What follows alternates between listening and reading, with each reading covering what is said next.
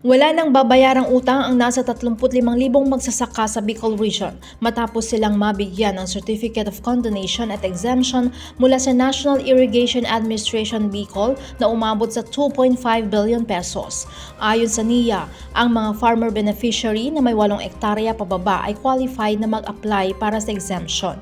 Nanatili ang pangako ng NIA na tulungan ang mga magsasaka para sa seguridad ng pagkain sa bansa. Ipinanawagan ng Climate Change Commission na makibahagi ang mga Pilipino sa layunin ng gobyerno na maging climate change resilient ang Pilipinas. Binigyan diin ng CCC na manatiling responsable sa pagtipid ng tubig, enerhiya at maging maayos sa pamumuhay. Sa Bangsamoro Autonomous Region in Muslim Mindanao o BARMM, nagsagawa ng capacity building program ang CCC sa pakikipagtulungan ng United Nations Development Program para sa isang climate resilience sa rehiyon. At bilang pagprotekta sa marine biodiversity, pinalaya ang mga sea turtles sa Aboitiz Cleanergy Park sa Davao City.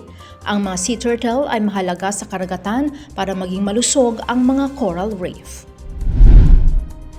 Nakitaan ng sapat na dahilan para kasuhan si suspended DA Assistant Secretary Christine Evangelista, Food Terminal Incorporated Vice President for Operations John Gabriel Benedict Trinidad III at 16 na individual kaugnay sa maanumalyang transaksyon ng sibuyas na ibinenta sa Kadiwa Stores sa gitna ng pagmahal ng presyo ng sibuyas sa merkado na umabot ng halos 700 pesos kada kilo noong nakalipas na taon.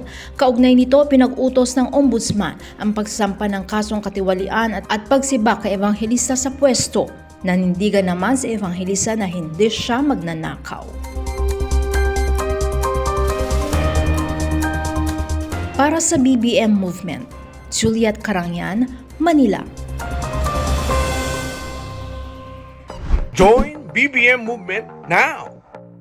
Tumutok lagi sa mga balita at impormasyon dito sa BBM Movement FB page. Siguraduhin i-click ang follow, like, at share sa aming social media accounts.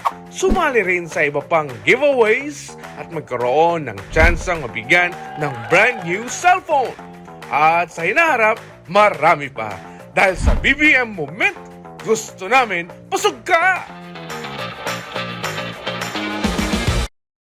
BBM Movement. Bansang busog ang mamamayan.